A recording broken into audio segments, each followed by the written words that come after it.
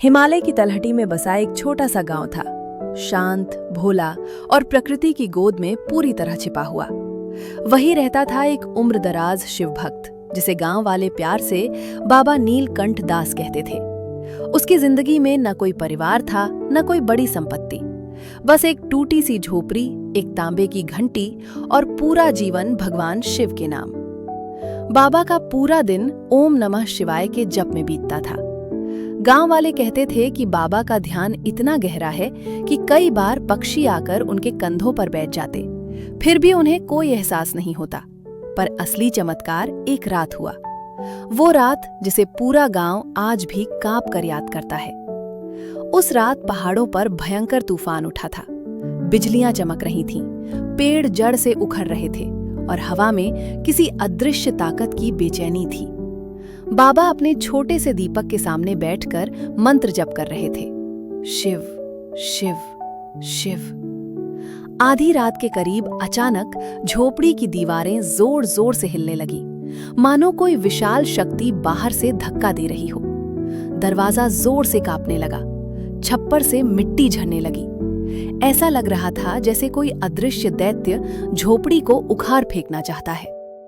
उस अंधेरे में हल्की हल्की गुर्राहट भी सुनाई दी, मानो कोई भयानक जानवर बाबा को अपना शिकार बनाना चाहता हो। बाबा ने आंखें बंद कर ली, पर जप रुकने नहीं दिया। उनकी आवाज कांप रही थी, लेकिन विश्वास बिल्कुल अडिग। और तभी बिना किसी चेतावनी के झोपड़ी के भीतर एक नीली चांदी जैसी दिव्य रोशनी फैल गई। रोशनी इतनी शांत, इतनी पवित्र थी कि तूफान की सारी आवाजें जैसे गायब हो गईं। बाबा को महसूस हुआ कोई ऊंचा, विशाल, तेज प्रकाश वाला अस्तित्व उनके पीछे खड़ा है। हवा में गंगा की तरह सुगंध, दिल में एक अजीब सी शांति।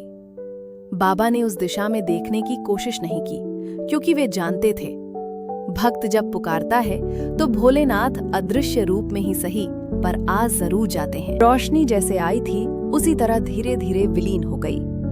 तूफान थम चुका था, झोपड़ी शांत थी, लेकिन असली रहस्य सुबह सामने आया। जब गांव वाले बाबा के पास पहुंचे तो चारों तरफ कीचड़ में बड़े बड़े पंजों के गहरे निशान दिखाई दे रहे थे। ऐसे पंजे जिनका आकार किसी भी पहाड़ी जानवर से कई गुना बड़ा था। सबके पैरों तले जमीन खिसक गई जब उन्होंने देखा कि इतने बड़े हमले के बावजूद बाबा की झोपड़ी को एक खरोंच तक नहीं आई। बाबा बस मुस्कुराए और बोले, मैं अकेला नहीं था, रात भर महाकाल मेरे पीछे खड़े थे।